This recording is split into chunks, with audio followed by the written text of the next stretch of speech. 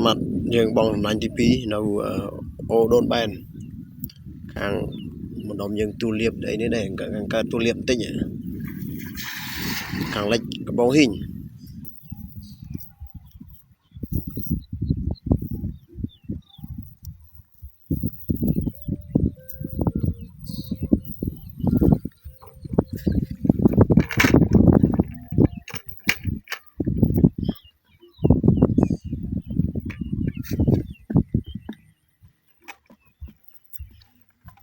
nổ đo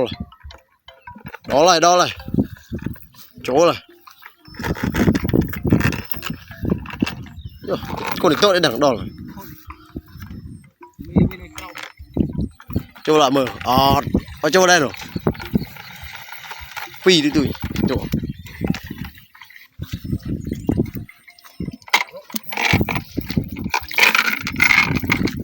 ta tê màu sao